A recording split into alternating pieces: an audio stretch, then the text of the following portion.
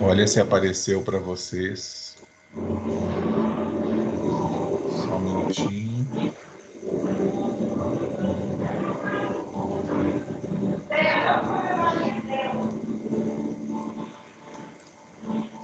Tá, tem um áudio de alguém vazando aí, gente. Vocês estão conseguindo perceber? Isso, obrigado.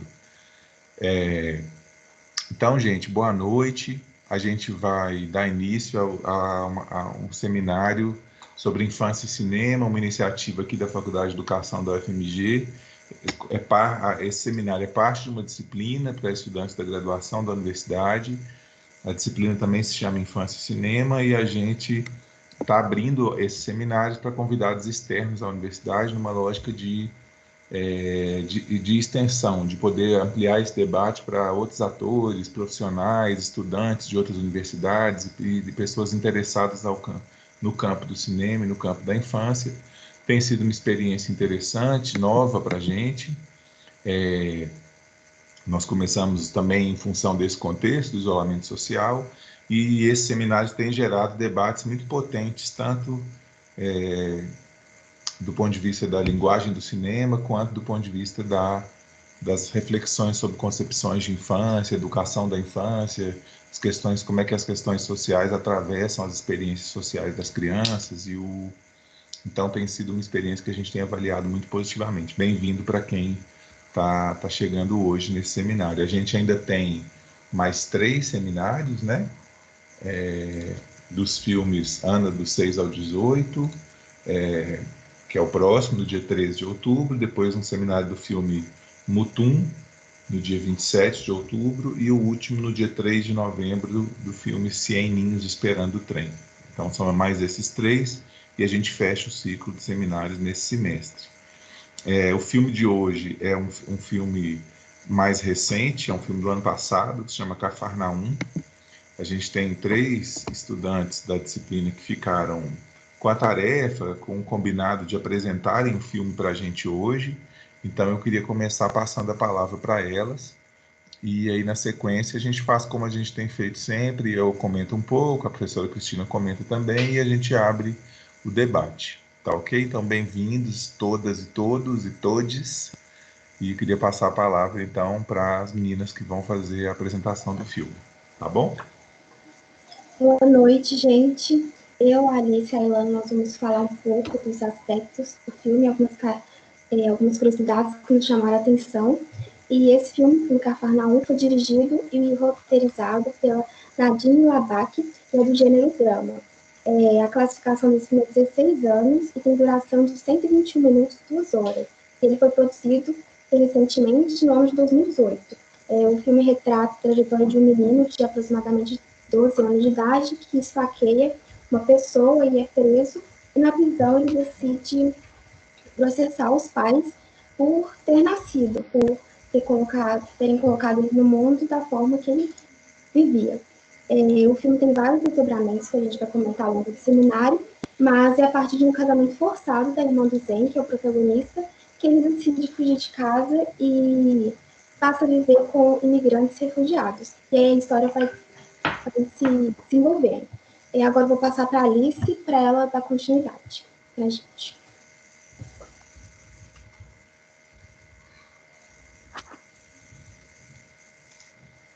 Boa noite, pessoal. Continuando a falar um pouquinho do filme, só comentar que o orçamento do filme foi de 4 milhões de dólares. A Giovanna disse que ele era dirigido pela libanesa Nadine Labaki. Aí eu vou falar um pouquinho mais dela. Ela começou a paixão por filme dela desde quando ela era criança, e ela resolveu estudar cinema numa universidade do Líbano mesmo.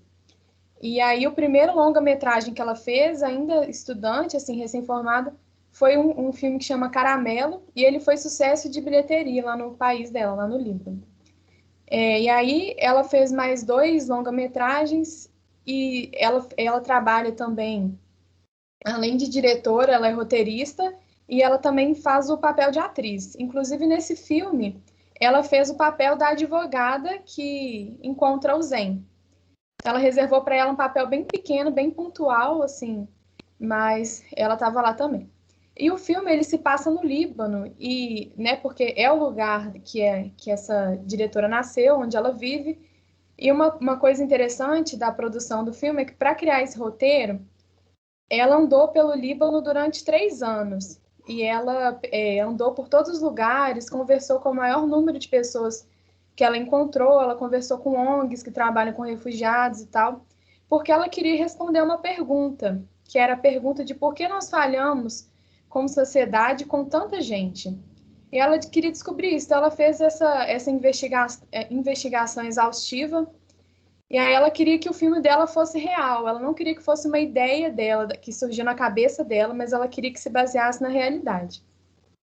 E aí o filme, ele foi, entre vários festivais de cinema pelo mundo, ele teve 23 indicações, entre melhor filme, melhor diretor, ator, roteiro e tal, e ela ganhou a maioria deles. No Festival de Cannes, eles ganharam o prêmio do júri. E uma curiosidade é que eles receberam uma ovação de 15 minutos depois da exibição do filme. Ele foi indicado ao Oscar também, em 2019, como melhor filme estrangeiro, mas quem levou foi o filme Roma.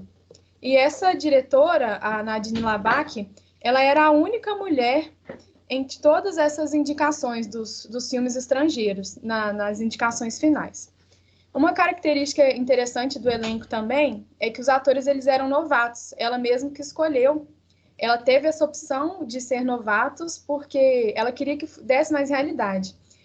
E aí uma parte interessante é que o ator principal, o Zen, ele também chama Zen na vida real, ele era um refugiado sírio que morava no Líbano há 8 anos junto com a família dele.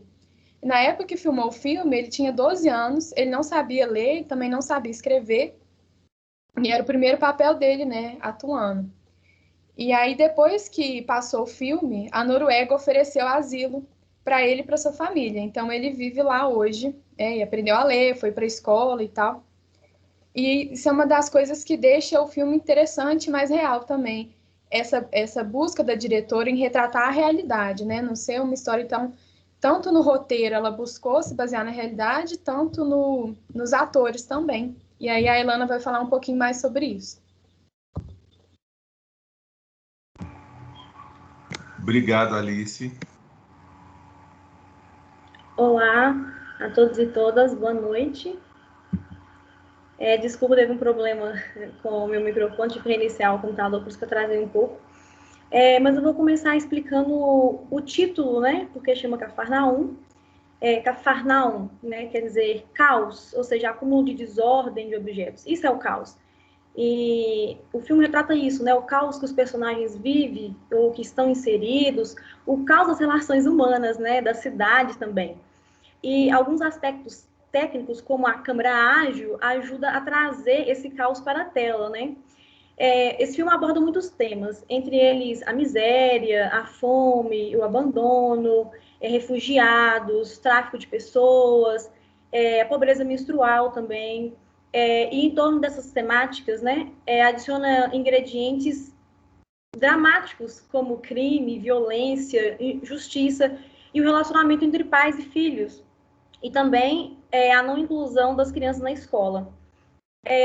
Eu não sei se chegou a ser uma polêmica, mas eu vi que surgiu algumas críticas em relação ao filme. Há pessoas dizendo que ele era pretensioso demais e que explora a pobreza por simplesmente explorar. Nos Estados Unidos tem um termo que eles falam poverty poll, né? Quer dizer, utilizar a miséria como elemento lucrativo, fazer dinheiro da indústria, ou seja, tirar uma beleza artificial, entre aspas, da miséria. E também não incentiva as pessoas a ter filhos, que mostra somente o lado ruim do ser humano, mas enfim, eu particularmente discordo totalmente dessas críticas e acho que é muito pelo contrário, né? Um aspecto que eu queria ressaltar é a filmagem, que o filme passa, na maioria das cenas, a câmera nas mãos, né? Ou seja, mostrando o mundo pelo olhar da criança. A gente percebe isso, né? Isso traz para a gente um sentimento de imersão ao que está acontecendo, aquele caos, né? Há muito poucos momentos de leveza, que é quando eles utilizam drones para poder mostrar os arredores todo, né? Mas, no modo geral, assim, a gente é imerso a todo aquele caos, a gente fica ali todo tenso, né? Acompanhando o filme pelo olhar daquela criança que é o Zayn. Para finalizar, a minha impressão é que o filme dá aquela sensação de soco no estômago, que fala, né? Ao final, até falei para as meninas, nossa, se fosse apresentar agora, eu não teria condições, porque quando eu acabei de assistir o filme, foi uma sensação de cansaço e que ao redor estava tudo tumultuado. E eu acho que essa questão da filmagem, da gente estar muito imerso no filme, né? Ou seja, a câmera nas mãos, eu acho que isso deixa a gente assim muito dentro, né, de tudo que está acontecendo. E eu fiquei assim, isso me chocou imensamente. A Labac também, ela, entre aspas, coloca o dedo na ferida, né, de um dos maiores problemas do mundo. Mas ela não tem pretensão de mostrar soluções fáceis, muito menos apontar culpados. Eu acho que, não só eu, acho que a maioria ficou naquele dilema, né, de culpabilizar os pais dele por aquilo, ter eles como os monstros, né, mas a trama tenta caracterizá-los como frutos de um contexto social e cultural perverso também, que os torna vítima. Eu ficava naquele misto, é culpa deles, mas não é. Então, e o filme proporciona diálogo para que eles mostrem como são vítimas também. A cena da advogada, que no caso é a diretora, é que ela tenta culpabilizar a mãe, e aí ela começa a falar, né? Ela começa a se explicar, a falar. Então, assim, em muitos momentos a gente percebe como que entre nesses diálogos, né, eles são vítimas também. E também me choca muito porque a mudança da cultura, né? Aqui a gente vê uma criança no tribunal, dentro de um sistema penitenciário, então isso causa um estranhamento muito grande. Mas foi uma experiência incrível, esse filme é incrível e é isso. Você viu quando, Ailana, que você falou que depois que viu não conseguiria falar imediatamente depois? Assisti no sábado. Uhum. Aí eu falei, gente, se fosse para falar agora, eu não teria condições. Eu fiquei assim, passei o domingo quase todo muito mal mesmo, assim, tentando me reorganizar, assim, mentalmente mesmo. Obrigado às meninas que fizeram a apresentação, a Ailana, a Alice, Giovana. Eu acho que primeiro queria comentar que foi muito legal as escolhas que vocês fizeram para as apresentações, são boas referências para os próximos seminários que a gente ainda tem, né, do ponto de vista de curiosidades, formas pelas quais as opções de linguagem, né, para a produção das imagens que a diretora usou. Eu acho que foi muito interessante pensar também essa história da própria ideia, história de vida do ator, como a gente viu com outras crianças no cinema. O Brasil tem um caso emblemático nesse, que é um filme Pichote, de um menino também, não sei se vocês conhecem essa história, mas acho que vale a pena conhecer e pesquisar um pouco mais. De repente a gente pode compartilhar material também sobre esse filme, que era um menino em situação de rua que retrata que foi escolhido também para retratar um menino de rua, em situação de rua. Infelizmente, o destino dele é menos trágico, porque ele também morre, ele não alcança esse mesmo estatuto, esse mesmo acesso aí a esse conjunto de direitos, não migra legalmente, como é o caso do ator desse filme, né? Mas eu acho que eu queria comentar um pouco, a Cristina também já chegou. Boa noite, Cris, bem-vinda. Queria comentar um pouco e queria ouvir também muito vocês, porque eu acho que esse filme realmente ele toca a gente em várias dimensões, né? Eu queria começar destacando como é que o filme, exatamente por tratar desse limite da radicalidade da pobreza, né? Quase uma alegoria da pobreza, como alguns críticos trouxeram. A Ilana começou falando disso, uma exploração também da pobreza de uma maneira radical e em alguma medida alegórica, assim, mas ele também nos ajuda a pensar essas fronteiras da infância e até do que algumas pessoas poderiam chamar de uma não infância, né? Uma tese muito conhecida aí no campo dos estudos da infância, que é do próprio desaparecimento da infância, do Neil Postman, nos ajuda a pensar o que infância é essa, né? E que limites de fronteira. E aí é muito interessante pensar que o filme vai dando vários sinais desses marcadores e desse paradoxo de uma infância não hegemônica, de uma infância muito diferente do que a gente poderia pensar. O primeiro deles talvez seja a própria criança não saber a sua idade, né? E a idade é um dos marcadores um marcador fundamental para se pensar. É criança porque ainda tem tantos anos, mesmo que passe por situações de opressão, violência. Então é muito interessante pensar como que começa por aí.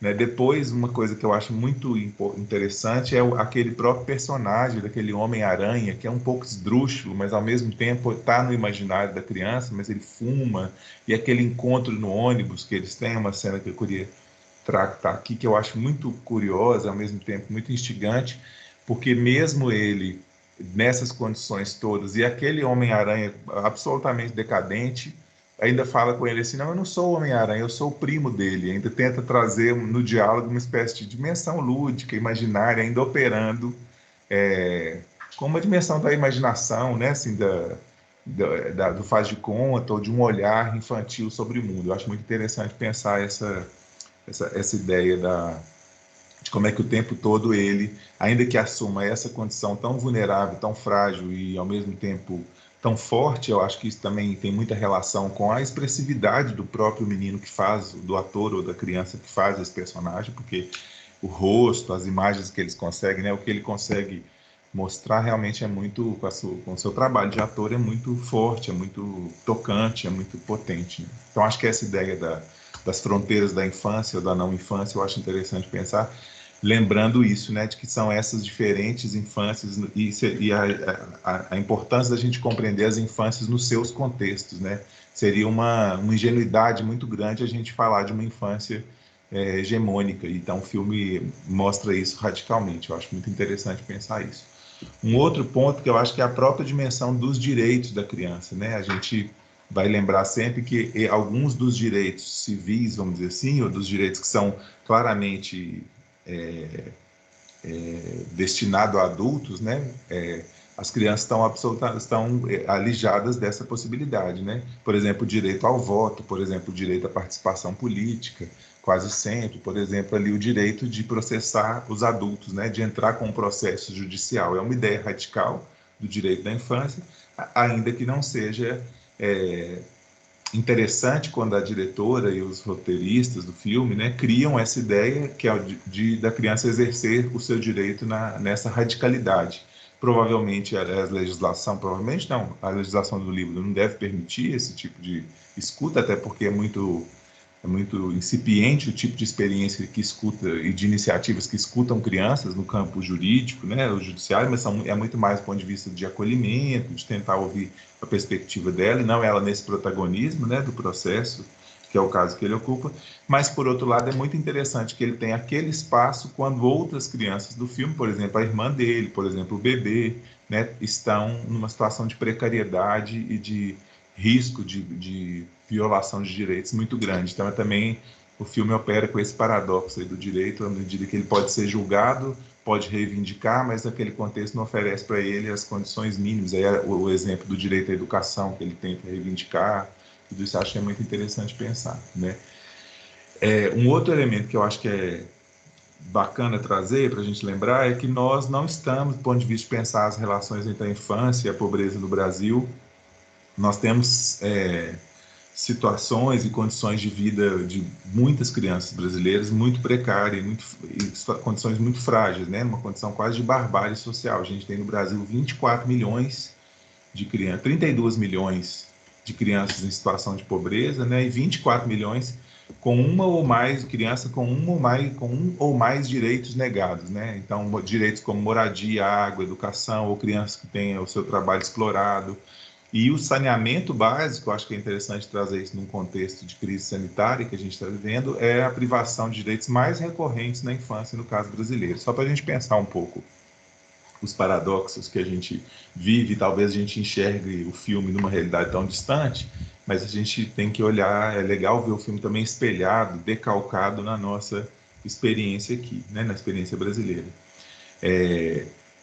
Mais recentemente, a gente pode falar de outros indicadores das condições sociais da infância do Brasil que pioraram muito, como depois de muitos anos de queda contínua, depois de 20 anos de queda contínua, a mortalidade infantil no Brasil aumentou, né? Assim, eu acho que é interessante a gente pensar também como a crise econômica e política mais recente também vem trazendo ainda mais impacto para mais pobreza, mais impacto, e consequentemente esse impacto afeta as crianças de maneira ainda mais desigual, né? Então, eu acho que tem então essa dimensão a própria ideia da infância ou da não infância, a questão dos direitos das crianças, a questão da infância e da pobreza, e essa ideia de uma alegoria da pobreza que a gente poderia conversar um pouco mais sobre isso. E aí eu acho que é importante trazer um outro tema que o filme traz, já para abrir a palavra para vocês, que é a própria ideia que ela tenta reunir, né? Eu vi um depoimento da diretora que ela fala assim, eu fiz esse filme, o Cafarnaum foi feito para tentar salvar o Líbano, ou para tentar mudar o Líbano, desculpa. Cafarnaum foi feito para tentar mudar o Líbano. Ela vai tentando, porque ela também tenta reunir, e essa é uma crítica também que o filme recebe, diferentes problemas, inclusive o problema da imigração, muito forte e premente na Europa hoje. Por exemplo, no campo também dos estudos sociais da infância, há um número grande de pesquisas, mas também de iniciativas que têm tentado acompanhar as crianças imigrantes desacompanhadas, porque a realidade dele, a realidade daquele bebê é uma realidade concreta em muitos países europeus, no caso de crianças que têm origem de famílias que fizeram esse movimento de imigração, né, sobretudo nos países do sul da Europa, na Itália, por exemplo. Então é muito interessante pensar como que isso também é um fenômeno que a gente não vive no Brasil, tem uma relação direta, ou não vive dessa forma, claro, tem uma relação direta com a questão da imigração, que é talvez um dos principais problemas que afetam a questão da sociedade ou do acesso a políticas e direitos no contexto europeu. Eu gosto muito do filme, eu que sugeri a Cristina e a Clarice que a gente assistisse, eu já tinha assistido no ano passado, me tocou também profundamente, eu acho que é interessante a gente matizar todas essas questões. Então, eu queria passar a palavra para a Cris, você está aí já, né, Cris? Boa noite. E a gente roda, vamos nos ouvir hoje, eu acho que como nós estamos num grupo menor, nós podemos falar um pouco mais, queria combinar com você se a gente consegue manter o teto aí da gente fazer esse debate, esse seminário até às 9 horas, porque para a gente manter essa ideia de uma relação saudável com a tecnologia, 1h30 de trabalho online, eu acho que é bem interessante. E antes de passar a palavra para a Cris, eu também queria saudar a nossa querida colega da UNB, Monique Voltarelli, que pediu para entrar aqui, e eu não sei se ela está nos ouvindo. Você está aí, Monique? Tô sim, Levinda. Bem-vinda, querida. Abra a câmera para o pessoal te ver. Nossa, minha câmera não tá funcionando. Gente, tive uma reunião agora mesmo, preciso consertar. Tudo bem, Monique? Não tem problema. Bem-vinda, é um prazer ter você aqui no nosso grupo. Monique é nossa colega, é professora da Faculdade de Educação da Universidade de Brasília. Estou achando um luxo você estar aqui, vou querer a sua participação. Você assistiu o filme, Monique?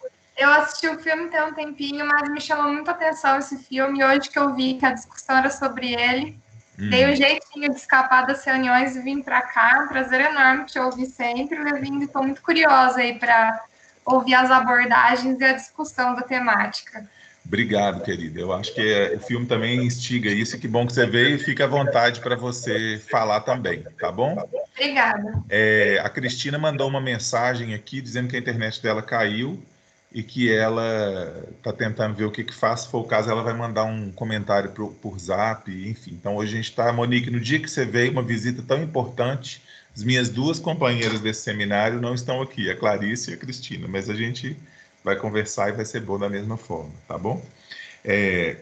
Aí, enquanto a Cris volta, só um último comentário que eu queria fazer nesse âmbito dos direitos das crianças. Eu acho que é muito interessante pensar também que há um conjunto de estudos, do que a gente pode chamar de estudos críticos sobre os direitos das crianças, que vem nos ajudando a pensar como que muitas vezes as crianças são tanto sujeitos quanto objetos de poder, né? Eu acho que o personagem do filme também ilustra bastante essa ideia, na medida em que a presença, a ação social dele denota todo um apelo para a gente, pensando nos direitos das crianças, mas também, em alguma medida, ele é usado, né? Assim, a própria ideia da mídia, quando ele alcança a visibilidade, é porque ele assume uma visibilidade pública, né? Então, é interessante a gente pensar nesse jogo de alteridades que acontece adulto-criança, quando a gente pensa na dimensão dos direitos das crianças e como é que ele vive isso, né? Em alguma medida, e uma outra crítica que eu vi sobre o filme começa falando assim: é muito fácil fazer chorar com um filme com crianças. Quer dizer, como é que tem esse apelo, essa dimensão idílica da infância. Em alguma medida, ele também usa a infância ou as crianças para nos causar esse sentimento. Mas são dimensões paradoxais, eu queria ouvir um pouco você sobre isso e queria circular o microfone. A gente funciona, para quem chegou hoje, levantando a mãozinha e a gente vai passando a palavra. Queria ouvir quem gostaria de começar. Hoje a Bianca vai participar, porque ela recebeu um ultimato. A Laura também vai. E a Camila foi a primeira. Camila, com a palavra você. Bem-vinda.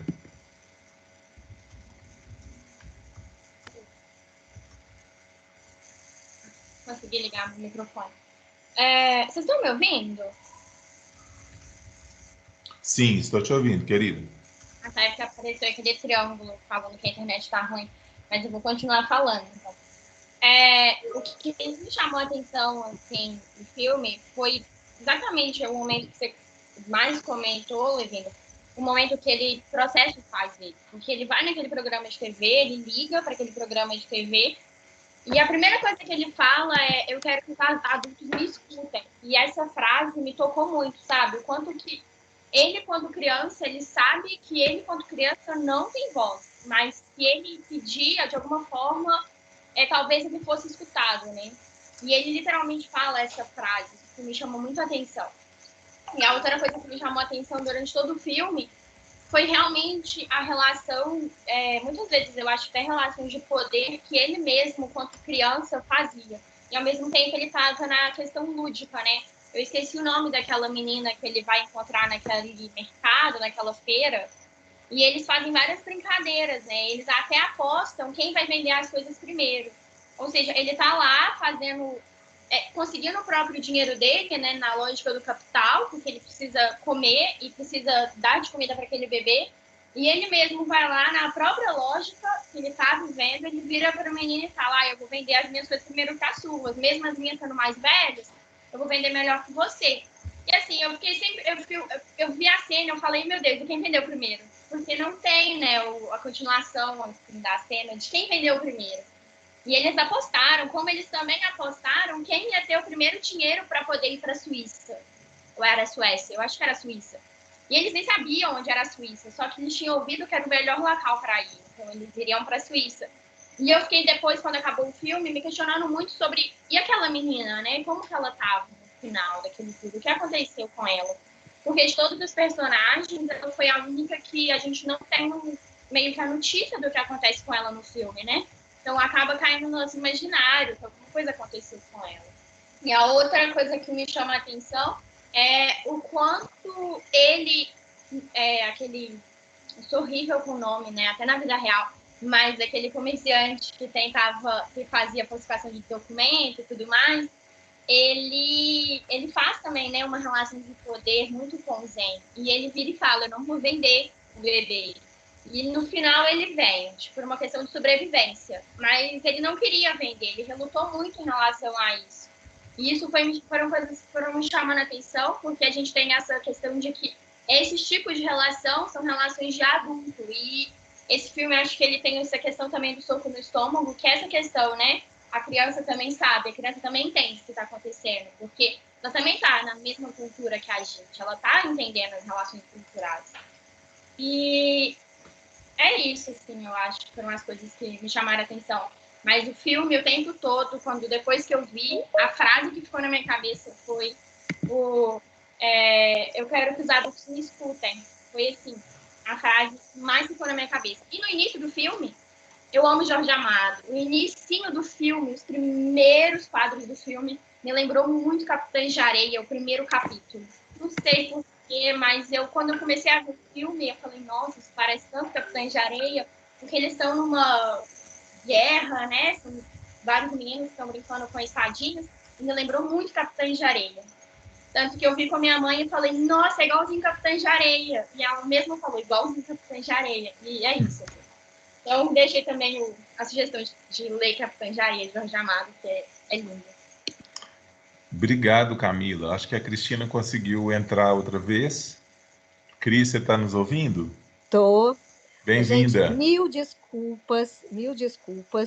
Eu estou numa aventura aqui que eu vim trazer as cinzas do meu pai com meus irmãos e a internet nunca caiu e caiu hoje. Então, eu só assisti a apresentação das meninas, que eu queria dizer que foi excelente. Eu acho que é o que entenderam muito bem a ideia da ficha técnica, adorei as informações, e eu não estou... Daqui a pouco eu entro aí, quando o Levindo achar, fazer um comentário, tá? Cris, depois da apresentação, eu já fiz um comentário inicial, e aí a gente já começou a abrir para a turma e a Camila fez o dela. Talvez seja bom você já falar agora, se você puder, ou se você quiser Posso, esperar. Pode ser? Beleza. se não for. Gente, boa noite. Antes de mais nada, eu queria começar pela fase, eu acho que foi a Alice que falou, que o desejo da cineasta era fazer um filme pensando como que a gente pode fazer mal a tanta gente, né? E é claro que essa tanta gente aí se refere à questão da infância, né? E é muito interessante que a participação da criança no cinema, ela vai muito numa direção nesse tipo de cinema, que é o chamado neorrealismo italiano, né? Que foram cinemas feitos na Itália a partir da Segunda Guerra, que trabalhava não com atores conhecidos, mas que buscava resgatar no povo atores e que contassem a história real do povo, no caso do povo italiano pós-guerra.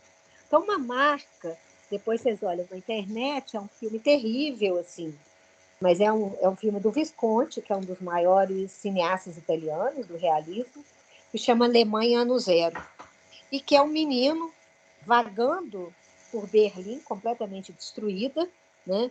E como é que esse menino vai, né, caminhando pela Berlim destruída e como é que ele vai vivendo aquela coisa. É um filme muito pesado, né?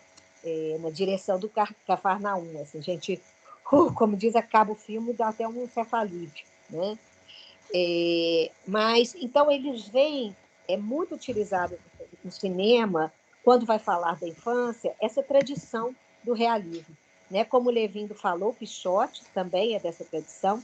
E um outro filme que talvez vocês tenham visto, Central do Brasil, não sei se alguém falou nele, né? Que é um filme também muito famoso e que o diretor, João Moreira Salles, fez com uma criança que era engraxate, né? Ele estava procurando alguém para fazer esse filme, não achava, teste não achava, e fez com essa criança que era engraxate no aeroporto. E essa criança foi engraxar o sapato dele, e aí ele achou que ele daria para ser ator de cinema. Então, ou seja, é interessante pensar que quando vai fazer filmes que buscam analisar a realidade das crianças, esse é um recurso muito frequente de trabalhar com sujeitos reais, né, em que a criança procura se dar a voz à criança, né, ao olhar infantil. Então, vem toda essa tradição do realismo. Depois eu vou passar para vocês no ano zero. Por outro, eu acho que tem uma tensão no filme que é muito interessante, dessa ideia que a gente coloca, né? Essa criança não teve infância, né? E é justamente a tensão que o campo dos estudos da infância discute. Eu não sei se Levindo falou alguma coisa, eu repeti, desculpa, Leves, entre infância e criança, né? Ou seja, na verdade, o conceito de infância vai falar, né, dessa experiência geracional, na maneira como ela é significada em representações, em materiais, em teoria pedagógica, no discurso pedagógico, no discurso da mídia, né, e que vão incidir sobre esse sujeito criança, um sujeito de pouca idade. Né? Então, como é que esse ideário da infância age sobre o sujeito? Tá? Ou seja, como crianças, concretamente, vivem a condição social da infância. Então, esse menino, Zaire, ele vive a condição social da infância, né, a condição de ser criança, né, numa tensão entre aquilo que caracteriza socialmente a infância e a tensão da impossibilidade de vivê-la. O que não quer dizer que ele não vive a infância. Né? Quando ele se dirige, é muito interessante quando ele entra no ônibus, ele vai com o homem barata, né? Ele vai com aquele sujeito que permite a ele um resgate do mundo infantil. Né? Ele fica naquele parque, né? Onde ele está experimentando essa questão do que caracteriza a infância. Apesar de que o olhar dele na coisa rolante, né? na roda gigante, é de uma tristeza sem fim. né? Inclusive, o que caracteriza o fim do filme. Você não está fazendo uma foto para uma certidão de óbito, você está fazendo para um passaporte. Então, ele passa uma tristeza profunda para um sorriso que a gente reconhece, sem querer romantizar, um sorriso infantil, né? Então, a infância está e não está presente o tempo todo na vida dessa criança, né? Outra questão que é importante resgatar é essa questão do cuidar, isso que a gente está falando tanto, né? Ele o tempo todo ele se ressente, né? E por isso ele vai até a justiça, né? Ele vai até a justiça, não por isso ele tem esse lugar na justiça, de que os adultos não cumprem esse papel que é o lugar do cuidar. E o que a gente vê nos estudos hoje, né? Eu e Levindo orientamos uma tese sobre isso, nos estudos sobre cuidar, é que o cuidar é uma prática social e que não é apenas adultos que cuidam de crianças, mas crianças cuidam de crianças. Todos nós aprendemos na infância a cuidar de crianças menores, né? Então, ao fazer isso com aquela criança, ele sente resgatar, né, naquela criança, a criança que ele não pôde ser, né, o afeto que ele não pôde ter, e por outro, né, isso dá a ele uma identidade, um lugar no mundo, né, uma recuperação de um lugar de afeto que ele perdeu com a separação, principalmente daquela irmã, né? E é interessante, ao mesmo tempo, quando ele está lá explicando para o menino o que está no desenho animado, ele está usando né, o que se fala no mundo das ruas no qual ele vive. Então, acho que tem uma série de questões aí, né, que estão presentes, eu não vou me alongar mais, né, mas eu vi muito essa tensão entre infância e criança, né, nas possibilidades de vivência da infância e nas muitas infâncias, né? Tá? Seria isso. Desculpa se eu falei demais. Nada, brilhante, Cris. Você já tinha visto, Cris, o filme? Para falar a verdade, eu não tava eu não tive coragem de ver. Eu ando muito sensível. Eu estou igual não foi a Alice Rayana que falou. Eu estou muito sensível, então eu preferi não ver. Desde que passou o filme, eu falei, já não aguento ver mais essas coisas. Sabe? Sim, sim. Mas, ao mesmo tempo, o filme é bom. E só voltando à última questão, aquela ideia de uma crítica, de uma estetização da pobreza, né? Sim. Eu acho que essa crítica dirigida a esse filme é uma crítica, para mim, cínica, né? Então, e é muito difícil no cinema você achar o tom de retratar a pobreza, especialmente do mundo infantil, né? Porque a gente tem, por exemplo, uma produção de colocação, por exemplo, de África, sempre crianças negras, pobres, tarará, tarará. Isso tem toda uma crítica a ser feita. Mas aqui, não. Aqui, eu acho que o lugar do sujeito está muito colocado, né? Eu acho que é uma crítica cínica, né? Quer falar mais?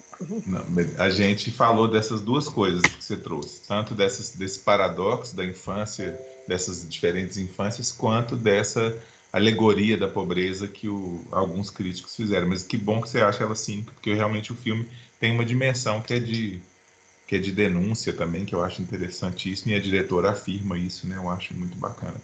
E o que a gente falou também, Cris, nesse tempo que você estava fora, é como é que o filme ajuda a tensionar todo o debate sobre os direitos da criança, na medida em que a irmã não tem um direito, e aí a dimensão do casamento infantil, e ele reivindica juridicamente um direito que, em tese, as crianças não têm, que é de processar um adulto. Como é que o filme também opera com esses diferentes níveis e nos ajuda a pensar as crianças nesses lugares e o poder. A gente falou um pouco disso também. A Júlia comentou aqui que ela viu o filme e não conseguiu anotar nada. Ela estava com o caderno, não conseguiu anotar nada, que ela teve que assistir outra vez para digerir e organizar o pensamento. A Romana disse que ela também. Quem mais, gente? Monique está aí com a gente, pode comentar. Alice, Monique. Se sua câmera estiver funcionando, Alice, vai ser ótimo te ver. Tudo bem, Cris? Que bom te ouvir também. Gente, eu só queria comentar assim rapidinho. Eu achei interessante, né, a perspectiva que a Cris traz de pensar a infância e esse papel, né, que essa criança assume de responsabilidade, de autonomia, de autoria social, né? Todo tempo a gente vê o protagonismo dessa criança, assumindo responsabilidades, e a gente fica pensando, né, no conceito de infância ideal, e todo o tempo ela questiona esse conceito. Então, eu achei super interessante o filme por conta disso, por trazer esse protagonismo da criança em diversos cenários sociais, né, em que ela precisa negociar, precisa sobreviver, precisa cuidar de outra criança, tem noção, né, do sofrimento e da situação que ela se encontra, para questionar, né, essa situação toda. Então, eu gosto muito de pensar nessa relação do protagonismo dessa criança no cenário que ela se encontra, da resiliência, né, também diante das dificuldades, e acho que algo assim de geral. Faz um tempo já que eu assisti o filme, mas ele me chamou muita atenção por trazer essa outra perspectiva e trazer aspectos que confrontam muito, né, as nossas percepções e o nosso imaginário social sobre a infância.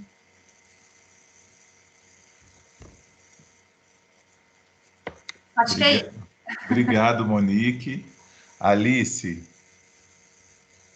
Uma coisa que eu esqueci de comentar na hora da apresentação, mas que me chamou muita atenção no filme, foi a atuação daquele bebê também, porque parecia que ele sabia tudo que ele estava fazendo, né? Eu pesquisei sobre depois de assistir. Então, na hora, eu falei, gente, como é que esse bebê parece que ele está inteirado ali, parece que ele sabe o roteiro todo do filme, isso me chamou atenção. E aí, pesquisando, essa diretora, ela fez essas cenas de forma muito natural. Então, a primeira vez quando eles terminaram de gravar, tinham 12 horas de filme. E aí que é interessante falar do protagonismo, desse realismo que ela traz também, é que o Zen, ele participava da criação das cenas. Então, quando ela filmava, ele comentava sobre a cena com a diretora, ele falava o que poderia mudar, o que ele achou, qual era o sentimento. Então, foi meio que uma produção assim, conjunta. Eu achei isso muito interessante. E aí, essas cenas do bebê com ele era feita muito livremente, deixava eles experimentar e tal. Eu acho que é por isso que traz essa sensação, né, que parece um negócio tão verdadeiro. É isso que eu queria comentar. Ô, Alice, só um comentário, aqui o bebê, na verdade, é uma menina, não é um menino, eu também li isso. Olha! Eu não sei se você leu isso na sua pesquisa. Ele faz o papel de um menino, um bebê menino, mas o bebê é uma menina. Quem mais, gente?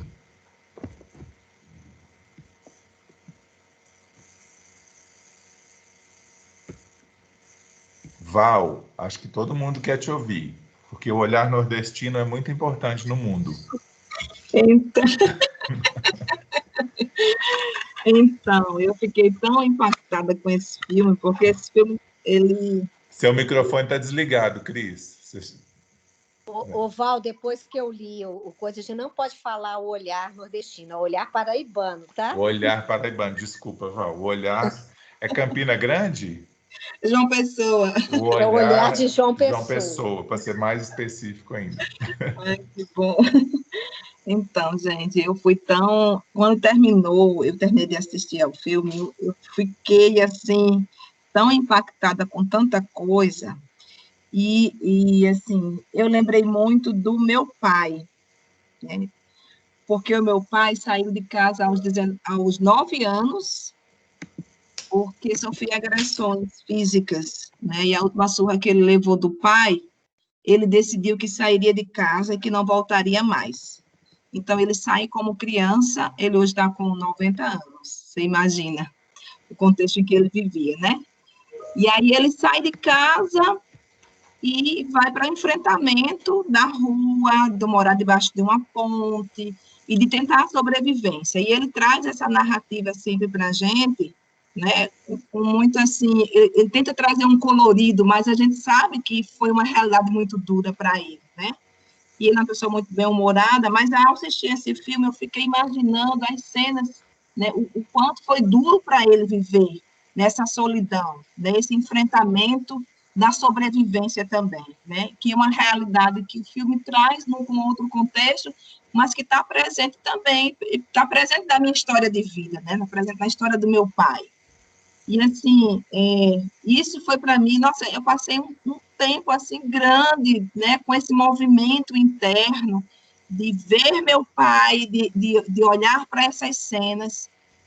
Fiquei muito sensibilizada com tudo isso. E isso, para mim, foi sabe, aquele choro que ficou assim, meio que eu tive que deixar isso fluir depois, né, de um tempo, que eu pude realmente mergulhar nesse processo e também viver também essa dor, essa experiência de sentir essa sensibilidade, porque ele sempre traz um recorte do herói dessa história, né, ele não quer passar para a gente esse sofrimento de que ele, né, desses enfrentamentos do dia a dia. Então, me aproximou muito dessa realidade. E uma outra coisa que para mim foi também impactante foi a questão do luto na infância, né? Quando a criança se depara com a realidade de que a irmã faleceu de uma forma tão brutal, mas a tentativa de imediato de esconder essa realidade, né? Então, eu fiquei pensando o quanto a gente precisa ter sensibilidade e clareza de como tratar isso no nosso dia a dia também, né? De como a gente lida com a experiência da morte, apresentando ela para a criança, né? A priori, as crianças, né, ficam emudecidas, tentam esconder, mas ele percebe que tem uma coisa ali diferente. E ele sabe que é uma coisa muito grave, né? A irmã está no hospital e que não é uma coisa fácil. Não foi para ele uma experiência fácil. E aquela realidade é uma realidade de um sofrimento muito grande.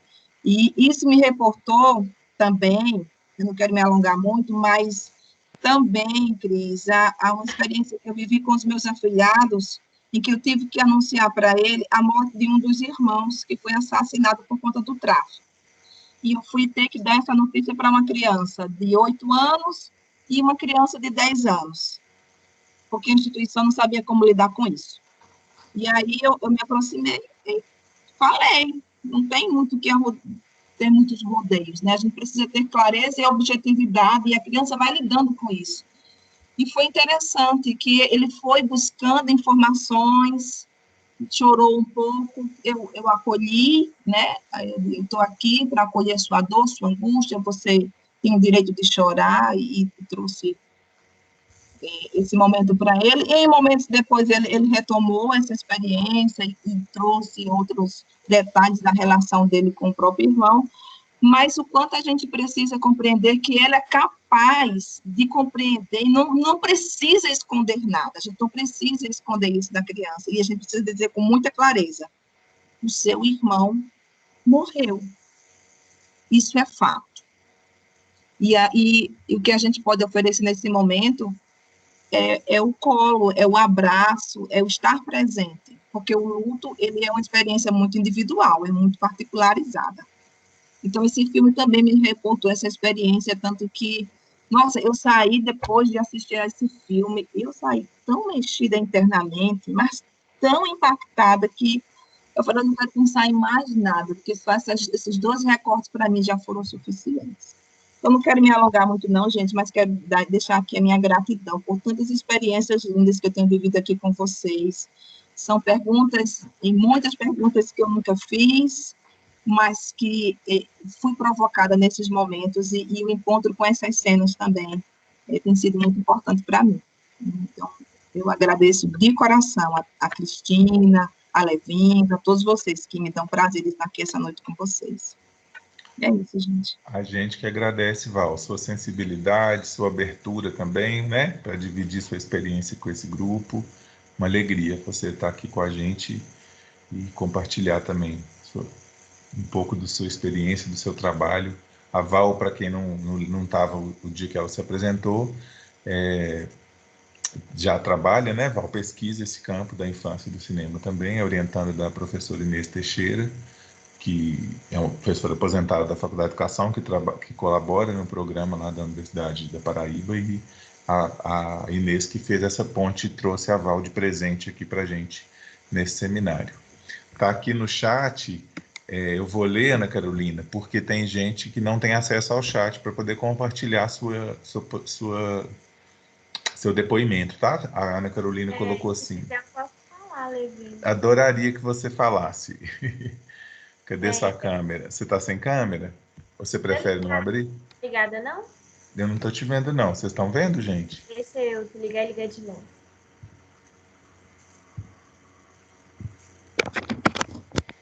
Isso, agora ligou. Bem-vinda. Então, que eu coloquei no chat que eu assisti esse filme ainda hoje, e então tá difícil, né? Eu tô nesse momento, assim, que todo mundo teve de digerir mesmo, né? Toda essa história, essa narrativa, enfim. Aí eu lembrei daquele livro mesmo que eu já tinha comentado, né? Que é esse aqui, As Últimas Testemunhas. Ai, esqueci que eu coloquei o fundo desfocado, então não vai dar para mostrar.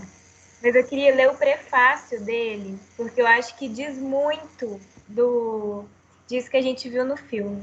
Pode ler, Levindo? É bem curtinho. Claro. É o seguinte. De quem é o livro, Ana? Eu não sei pronunciar muito bem o nome dela, não, mas ela chama Svetlana. Svetlana. Eu vou digitar o nome, que é um nome russo, né? É difícil a gente pronunciar. Pode arriscar, não tem problema. Tá bom. É assim, ó, o prefácio. No passado, Dostoiévski... Ih, gente, espera aí que o meu telefone tá tocando. Desliga ele aqui. Pronto, desculpa. No passado, Dostoiévski fez a seguinte pergunta: e será que encontraremos absolvição para o mundo, para a nossa felicidade e até para a harmonia eterna, se, em nome disso, para solidificar essa base, for derramada uma lagrimazinha de uma criança inocente? E ele mesmo respondeu: essa lagrimazinha não legitima nenhum progresso, nenhuma revolução, nenhuma guerra. Ela sempre pesa mais. Só uma lagrimazinha. E quando eu assisti esse filme, e eu tô, esses tempos, né? Eu tô com esse sentimento de mundo, assim, muito à flor da pele, com tudo que tem acontecido, enfim, né? Eu não quero me alongar muito, não, porque eu tô muito sentida. E é isso. Foi difícil mesmo chegar no final. Tem alguma cena que especialmente você destacaria, Ana? Nossa, o meu portfólio, eu tô aquarelando, né, as partes que me pegaram mais. E nesse filme específico, eu aquarelei aquela parte do skate, que ele coloca a criança na panela e sai carregando.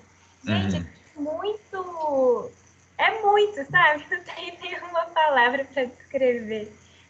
E é isso, eu não tô com muito fôlego para falar mais disso.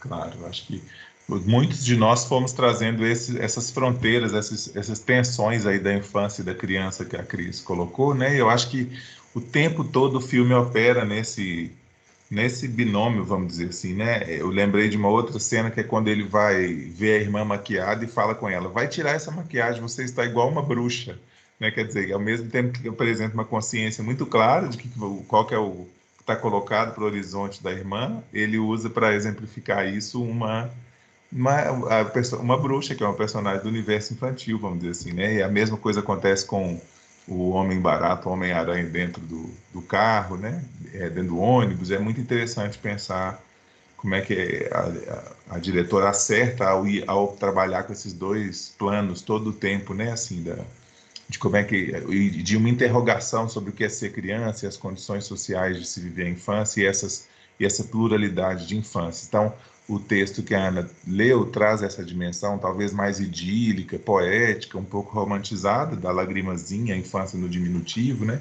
E o filme também opera com uma outra ideia, uma radicalidade da experiência das crianças. Claro que ele não deixa de ser criança em momento algum, vivendo essa dureza da vida, né? É muito interessante trazer isso, mas pensar como é que vive de uma forma muito específica, operando com essa dimensão da imaginação, né? Na tradução do desenho animado, como a Cris viu, como a Cris trouxe. Então é bacana a gente pensando essa ideia da proteção também da criança, do bebê. Eu acho que é interessante, a Cris trouxe isso do cuidado, eu acho que é interessante lembrar a simplicidade pela qual a mãe resumiu as práticas de cuidado, que ela falou assim: não deixe o bebê chorar, né? Quer dizer assim, essa era a referência de um bom cuidado. Se ele não chorar, tá tudo bem. Então ele foi atrás disso, né? Até na tentativa por exemplo, contraditória de roubar uma madeira para dar para ele, do vizinho lá, para dar para ele. Né? A Priscila, que você não quer comentar, Priscila, no áudio essa cena, ou você prefere que eu leia?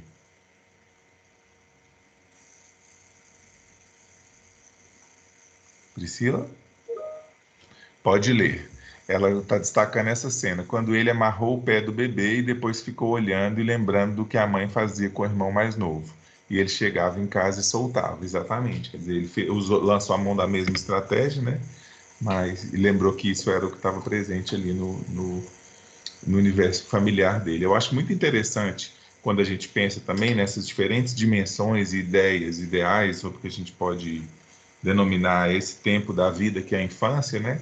Considerando uma ideia muito premente também, que a gente constrói sobre a infância como uma perspectiva do futuro, né? A criança é o futuro, a criança é o amanhã, a criança é a esperança, né?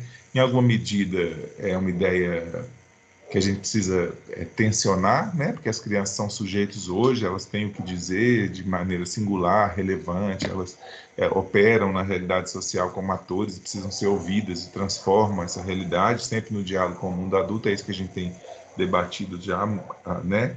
Mas, por outro lado, é interessante pensar também essa ideia de que, sim, em alguma medida, a criança e as crianças desse filme são, o que o filme retrata, são os arautos do futuro, quer dizer, eles indicam alguma dimensão de que futuro virá. Né? Então, quando a família também aposta e a gravidez da mãe provoca isso, nos provoca a pensar isso, né? Que ele ainda fala o que vai ser desse filho que você está esperando, né? Assim, essa ideia dos usos e também aquela interrogação, e aí eu li uma crítica do filme que fala isso, que algumas pessoas não querem ter, que o filme advoga pela ideia de não se ter filhos, então, diante desse mundo tão bárbaro e tal. Queria ouvir mais vocês, que eu estou falando muito hoje, vocês estão falando pouco. Quem não quiser ligar a câmera, não precisa, pode falar só pelo áudio, pode ser? Olha só, tem um depoimento aqui da Cristiane. Cristiane, você prefere deixar escrito? Queria saber quem pode ler o depoimento da Cristiane, então, para não ser eu a ler todos. Romana, você podia ler para a gente. Olá, boa noite. Vou ler então. Obrigada. Cristiane Maria. Vou deixar aqui meu relato. Tenho que sair da aula, pois Heitor está com febre. O filme é realmente muito impactante pela realidade que ele mostra. Uma realidade viva e, ao mesmo tempo, tão escondida ou ignorada aos nossos olhares. Para mim, é muito difícil aceitar algumas questões culturais, como, por exemplo, o casamento infantil, o casamento arranjado. Saber que, em certa medida, são práticas socialmente aceitáveis. Que sociedade é essa que estamos construindo? Ou dimensão do filme que me fez pensar foi a maturidade do Zayn, comparando as atitudes dele com as crianças que convivia da mesma idade. Será que só o sofrimento amadurece o ser humano? Obrigada. E aí, gente? Cristiane, você vai falar isso e sair do seminário? Não pode. Jogou uma bomba na gente, né? Comenta pra gente, Romana. Nossa, realmente de partir o coração, essas questões. São questões que todos os colegas levantaram, bastante interessantes para tentar entender o que acontece, né, com o ser humano em todas as suas fases. Eu não sei te responder, Cristiane, nem assim, a gente fica procurando soluções, né? O que aconteceu, o que a gente pode fazer, qual o nosso lugar no mundo. E eu acredito que essas são as mesmas perguntas que as crianças fazem, né? O que eu vou fazer agora? Qual que é o meu lugar no mundo? Qual que é o próximo passo? A gente está sempre com essa questão muito da inquietude, né? De agir. Queremos agir. E eu não acredito, Romana, que só o sofrimento amadurece o ser humano. É uma opinião minha. Eu acho que tem outras formas de amadurecermos sem precisar de sofrer, sejam coisas positivas ou negativas. Nós somos, assim, principalmente as crianças, isso é um ponto meu, eu acredito que nós somos esponjas. Desde pequenininhos, nós vamos pegando ali, absorvendo, né? E isso se transforma. Mas como eu não sou muito estudada nesse assunto, não posso nem elaborar mais que isso. Só deixar meus agradecimentos pela escuta. Eu acho que é essa escuta, né, tanto na infância quanto agora, que me faz me tornar uma pessoa melhor para eu poder construir uma sociedade melhor, tá bom? Você gostou Obrigada. de ver o filme? Se eu gostei de ver o filme, Sim. é misto, né? Porque eu tô muito triste, mas eu tô triste porque eu não tenho poder. Eu sou uma pessoa que gosta muito de poder, essa coisa de empoderamento, né? E eu me senti completamente drenada de energia, de fala. A gente fica impotente, né? Assim, o que eu posso fazer? Mas eu acho que estar aqui e ouvir vocês é um passo, né? E vocês falarem e eu falar, esse é um passo da gente tentar tornar mesmo essa sociedade melhor. A gente está fazendo a nossa parte e eu acho que isso que é seguir em frente, apesar das adversidades. É claro que tem romantizar, né? Isso, a beleza do filme, porque eu acho o filme muito bonito, né? Assim, nossa, como você acha isso bonito? Mas é uma beleza que, assim, tem várias ressalvas, né? Assim como eu vejo a minha vida. Eu fiquei pensando até... Nossa, desculpa me alongar, gente, mas eu já pensei em processar os meus pais, sabe? Aquela coisa assim, rebelde. E vendo esse filme, eu vi o tanto que meus problemas são pequenos, são fúteis e frágeis. Então, assim, me deu muita coisa para pensar e consegui lidar com os meus pais muito bem. Hoje a gente é carne e unha, mas, enfim, a vida é muito múltipla, né? Eu que agradeço. Obrigado, Romana. Só um comentário muito rápido da sua fala, que eu acho que é importante revisitar essa ideia de que a gente ou a criança é uma esponja que vai absorvendo, né? Eu acho que aí tem uma complexidade maior na experiência, vamos dizer assim, da constituição psíquica das crianças e dos processos, né, de desenvolvimento, que é mais complexo que isso, né? Essa é uma ideia muito, muito simplista da gente pensar como é que a criança se desenvolve, como é que ela constrói valores éticos, né? E compreende papéis sociais, né? Ela não é um sujeito passivo nesse processo. Eu acho que aí é importante revisitar um pouco as conversas aí da psicologia da educação, dos estudos da infância, para tensionar um pouco essa ideia, né? Essa ideia também menoriza a condição da criança, colocá-la apenas nesse lugar, né? Eu acho que seria importante trazer, e o filme vai mostrando essa complexidade exatamente, né? Tem um depoimento que eu gostei muito aqui, que é o da Laís. Laís, você não quer tentar falar porque eu achei seu depoimento tão rico. Se você não conseguir, eu vou pedir a Camila para ler, mas eu acho que talvez você possa tentar. Vamos tentar ver se o microfone não vai estar... Eu só queria falar, gente, eu, por exemplo, eu não tenho acesso aos comentários. Isso. Né? E eu acho que está assim, aí eu queria colocar, o Levin está tendo que ser tradutor de comentários que estão escritos, né? Vamos participar da aula nesse sentido, vamos usar a nossa palavra e para que as pessoas escutem, tá? Eu acho que é mais democrático se a gente usar esse instrumento do que usar apenas a escrita, tá? Vamos deixar a escrita para comentários adicionais, sugestões, mas vamos nos colocar no coletivo, tá bom? Obrigado, Cris. Laís vai tentar falar, vai fechar a porta, né? Eu fechei a porta aqui para ver se diminui um pouquinho do barulho na cozinha, porque, né, a cozinha da casa é no centro da casa, então os barulhos vão para todos os cômodos. Tá fantástico. Mas eu acho que agora deu uma diminuída, as bateção de ensino na cidade também diminuíram. Tá hoje o dia inteiro, não sei o motivo. Mas é isso, assim, que eu coloquei aqui no chat, né? Em 2018 e 2019 a gente trabalhou no LEP, que é um projeto de leitura escrita para a primeira infância como formação para as professoras, com um material que foi desenvolvido pelo MEC. E a gente tinha encontros mensais com elas desse processo de formação.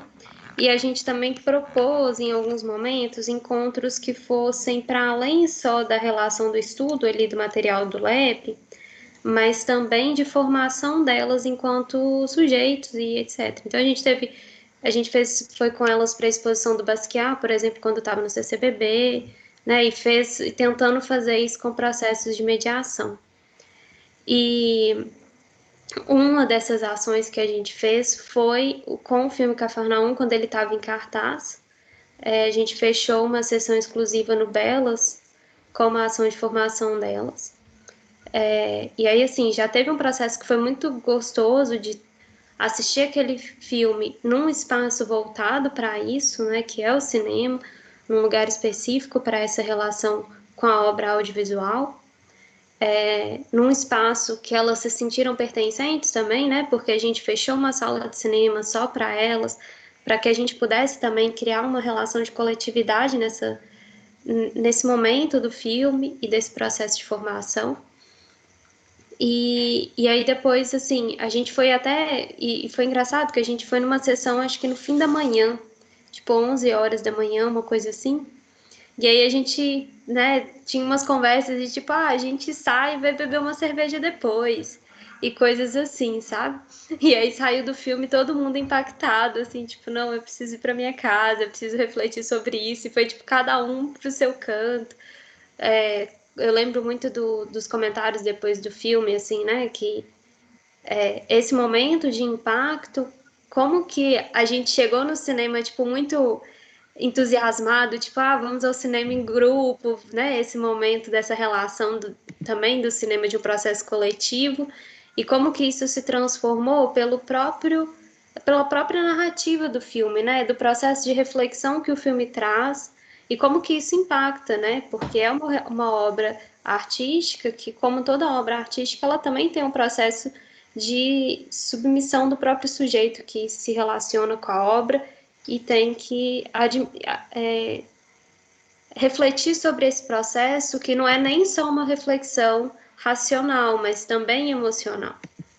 E o quanto que isso impactou, eu acho que pensando também nessa relação desses sujeitos que estavam nessa sala de cinema, que são professoras, que estão na educação infantil, lidando diretamente com as crianças todos os dias, né, até essa relação com uma criança que está ali no filme, que tem que se emancipar, de certa forma, muito novo, no processo que ele ainda não tem informação para isso, né, assim, é uma libertação que ainda não é o momento que a gente vê como ideal, nesse processo, mas é o momento que ele precisa fazer isso, e um processo de reflexão e amadurecimento desse sujeito, e entendendo essa trajetória desse sujeito e o quanto que impacta também as relações em volta da criança nela enquanto constituição de sujeito, assim. E aí esse momento do Cafarnaum dentro da formação do LEP foi reverberando em outras ações depois junto com as professoras. Então, tiveram professoras, a gente trabalhava com 2 ou 3 formadoras de cada regional. E aí elas, depois algumas fizeram outras ações do Cafarnaum para externo ao LEP, junto com a regional delas, com as formações que elas faziam nas regionais delas. E aí isso vinha com outros depoimentos dessas pessoas que estavam nessas outras regionais que não estavam em contato diretamente com a gente nas formações do LEP, e na própria formação do LEP, assim, como que esse assunto e essas questões que são trazidas no Cafarnaum vinham também em outros aspectos que a gente estava ali abordando sobre a relação da educação infantil, da leitura e da escrita na primeira infância. Eu acho que é isso, assim. Espero que eu tenha tentado também dar um panorama geral do que foi o LEP, não ficou muito perdido para vocês, assim. É muito bacana, Laís, eu acho, sobretudo porque quando a gente pensa num projeto que está atrelado ao direito, a uma linguagem, né, do debate da leitura e da escrita, a literatura como direito, né, e eu sei que não é o caso do LEP, por isso que eu estou comentando isso agora, é que o debate sobre as condições sociais da infância e a realidade da infância, ou a pluralidade da infância, precisa ser apropriado pelo grupo. Então, achei muito interessante que o LEP tenha feito essa escolha, né? E daí eu fiquei pensando, você falou, as professoras se envolveram, as professoras se mobilizaram, se você pudesse contar rapidamente algum exemplo, quer dizer, o que o Cafarnaum provocou em professoras de educação infantil num curso, que estavam pensando um curso sobre leitura e escrita? Eu posso tentar resgatar um pouco, já tem um tempo, né, que a gente fez isso, mas eu lembro muito de um momento que a gente estava fazendo uma atividade em grupo, então tinha vários grupos separadinhos, assim, formando, e foi o encontro seguinte ao Cafarnaum. E aí eu, como bolsista, e tenho uma ação mais geral dentro do LEP ali. E aí as meninas sempre me viam resolvendo os problemas, que é um pouco do meu perfil também. Como eu sou produtora cultural, eu já tenho esse perfil de atuar meio que produzindo as coisas. E aí elas sempre me viam como uma pessoa que dava uma solução para os problemas, ia lá na parte técnica e fazia as coisas acontecerem. E aí elas sempre me recorriam, assim, para as questões. E aí foram, acho que 2 ou 3 grupos dessas professoras que vieram perguntar como é que a gente consegue o filme porque a gente está querendo passar na nossa regional. E aí eu não estava nem muito preparada, porque o filme tinha acabado de sair no cinema, né? A gente tinha acabado de ir assistir lá no Belas. Eu até tinha negociado com o Belas para conseguir ficar para eles ficarem mais uma semana com o filme lá no Belas, para poder a gente fazer essa sessão lá, porque ele estava literalmente saindo de cartaz. E aí eu lembro, eu falei assim, nossa, gente, vocês estão me pedindo uma coisa que, assim, eu não sei, né? Porque o filme tá no cinema ainda, mas eu vou procurar saber. E aí depois elas conseguiram, eu acho que no YouTube, ou conseguiram de alguma forma, e chegaram, eu acho, a ter sessões do Cafarnaum, não no cinema, né? Mas com as professoras, as regionais, nas relações, que eu acho que reverbera muito nesse sentido do processo de reflexão do próprio filme, assim, né?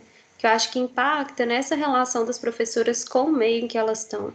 Porque é ali um filme que ele retrata uma questão específica daquela narrativa, é uma narrativa de ficção, mas como toda narrativa de ficção, ela está pautada em alguma realidade. Por mais que seja uma realidade que até em termos cultural ela é distante da nossa, né? Porque a gente está falando de um país muito longe do Brasil, mas que não distancia do que a gente vê por aqui também, de realidades, né? E alguns aspectos específicos do que acontece no filme, e que a gente vai fazendo relações, né? Eu acho que a obra de arte, ela também tem esse processo da gente relacionar a ficção, a arte, com o que a gente vê na realidade. Eu acho que se esse filme não tivesse impactado tanto e permitido que elas tivessem feito tanto essa ligação, isso não teria reverberado nesse sentido, delas procurarem também ampliar essa possibilidade e esse acesso a esse filme a outras pessoas. Sim. Também porque eu acho que o filme, ele também não cabe só no relato, né? Eu acho que o LEP, ele tinha uma característica de que iam essas professoras fazer a formação com a gente, mas depois elas ampliavam essa formação para as regionais delas. Então elas tinham que, né, repassar, né, entre aspas, isso que estava acontecendo no LEP para um outro grupo maior, né? E aí, eu acho que nesse caso, o depoimento do filme, ele não daria conta do todo, porque é da relação do próprio sujeito, né, com o filme e com como que ele se relaciona com essa obra. Então, eu acho que também teve esse processo de reflexão, de entender que tem coisas que a gente precisa mostrar e vivenciar e assistir, né? Obrigado, Laís. Eu insisti para você contar um pouco mais, porque é muito potente esse tipo de experiência de formação de professores que consegue sair, vamos dizer assim, do campo de conhecimento e tentar trazer a dimensão da realidade, do território, da concretude da vida, né, dos sujeitos que estão na escola. A escola é feita desses sujeitos. Então, pensar a infância também, poder pensar a escola com os muros mais baixos, né, e pensar para fora dessa instituição. E aí a gente tem muitas experiências em Belo Horizonte, no mundo todo, que tem exatamente esse movimento, né, para poder criar um tipo de relação mais sensível às crianças que a escola acolhe, os professores, a equipe da escola, sair da escola para conhecer o bairro, o entorno, a favela, quer dizer, poder conhecer e conhecer os espaços por onde as famílias, por onde as crianças circulam, os lugares onde as famílias vivem, as condições concretas, né? O filme joga a gente dentro de uma realidade concreta e isso é muito potente. Muitas experiências interessantes de visita domiciliar que professores começam a fazer e redimensionam a relação que eles estabelecem com as crianças, ou o próprio itinerário da escola, um projeto interessante que a Rede Belo Horizonte fez há uns anos, que era a rede do terceiro ciclo, que era com crianças mais velhas, assim, crianças do final do terceiro ciclo, né, já pré-adolescentes, em que as atividades eram fora do espaço da escola, era no espaço do bairro onde esses pré-adolescentes já frequentavam. Lembro que na época era espaço de centro cultural, a própria lan house, né? Isso dava o professor conseguia estabelecer um outro tipo de relação quando ele estava mais próximo dos sujeitos nos seus territórios, né? Conheciam as lógicas ali de sociabilidade, as relações entre crianças de idades diferentes que se estabelecem essa convivência do bairro. Então, isso é muito potente. Isso transforma uma forma escolar que a gente conhece e traz uma centralidade para os sujeitos, né? Para as suas experiências, para o jeito pelos quais eles percebem o mundo. Isso é muito potente. Então, enxergar as crianças, enxergar esse contexto é também, em alguma medida, para a gente construir uma sensibilidade maior a essas realidades e fazer um projeto de educação que tenha sentido, né? Uma educação que combata também essas questões. Né? Um pouco a ideia do Paulo Freire, não dá para ser neutro conhecendo esses contextos. Né? Pode falar. E eu acho que tem uma outra questão de ampliar essa relação com o processo de formação, né? Que o processo de formação ele não precisa ser só conteudista, né? A gente fala muito isso na educação infantil e a gente tem que também trazer isso para as outras etapas de processo de formação, desde a educação infantil até essas ações de formação pós-universidade, né? Uma pessoa que já está ali graduada, já está trabalhando na área, mas que também passa por processos de formação e entender esse processo de formação para além de conteudista, mas que pode passar por outros caminhos de relações, de atividades materiais, e isso inclui ações artísticas, né? Obrigado, querida. Obrigada a você. Quem mais, gente? Nós estamos chegando no finalzinho do seminário. A Ana Carolina trouxe aqui, que bom que a palavra impotência apareceu, é isso que estou sentindo, mas eu acho que o relato da Laís ajuda a gente a sair desse lugar da impotência, né, Ana? Para a gente pensar um outro posicionamento. Queria ouvir mais vocês um pouquinho. Quem pode fechar para a gente?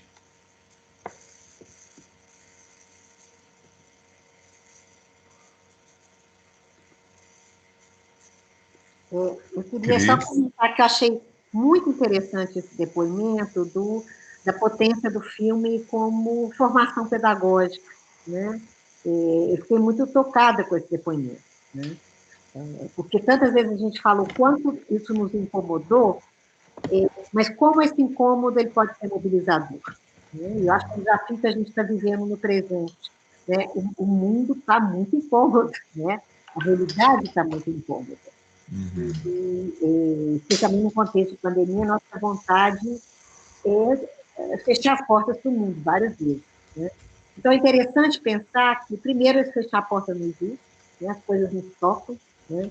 E a forma como elas nos tocam diz muito das nossas escolhas éticas. Né? Ou seja, né? Ver o filme, ficar tocada, incomodada pelo filme, me faz querer socializar esse meu incômodo com ele. Né?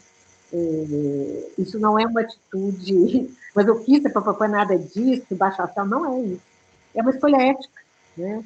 É dizer que é importante nós estarmos coletivamente pensando isso que que a Aline colocou no início, né? Que mobilizou as cineastas, fiquei muito impressionada com isso. O que nos faz fazer tanto mal a tanta gente? Né? No caso, crianças. Mas o que faz viver num mundo onde as pessoas se agridem tanto? Né? Agride, para usar um eufemismo enorme. Né? Mas como é que a gente pode estar nesse mundo em que as pessoas nos fazem tanto mal, tentando construir uma outra ética? Né? Então, eu acho que isso é muito legal. Né? Cada vez mais eu tenho aprendido como essa ética de afeto é uma ética política. Né? Quando a gente coloca o respeito pelo outro, quando a gente coloca o olhar sobre o outro e tentar compreender o que o outro vive, né? Essa ética é uma ética política, né? Da política do cotidiano. Né? Mas eu fiquei muito tocada, achei muito legal essa sensibilidade dos professores de ficarem tocados pelo filme, mas isso os mobilizarem. Né? Sim. Isso é muito bacana. E que legal o projeto escolher uma atividade como essa, né? Parabéns para o LEP, né? Que podia estar focando em experiências mais, vamos dizer assim, operacionais, em um tipo de prática mecânica com o trabalho da leitura, e não, pelo contrário, né? Está ampliando perspectivas, visões, muito bacana. Vou fazer um breve comentário, né? Isso foi muito discutido agora, né? Que o MEC lançou um material para leitura familiar, não sei se vocês viram, né? Um projeto de leitura familiar em contos de fadas. Né? e que é justamente a forma como é trabalhado, as imagens que são trabalhadas, né? É um retrocesso imenso de tudo que a gente vem discutindo nos últimos 40 anos, né? 30 anos, talvez, né?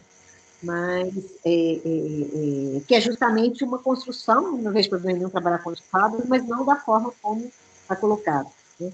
E até uma coisa que a gente conquistou muito, né? Desses livros, só 40% dos livros têm imagens de negros e negras, né? E de maneira, novamente, muito estereotipada. Então, todas as nossas escolhas são escolhas éticas, né? Então, muito bacana quando você escolhe um curso de formação, né, tomar essa diretriz, né? E os professores se mobilizarem para isso. E é por isso também que a gente escolheu esse filme para cá, né, Cris? Para esse seminário. Olha, gente... eu vou mandar esse Alemanha no Zero, é um filme que eu indico, ele é muito bonito. Mas vamos dar um tempo, tá? Não precisa de amanhã, não.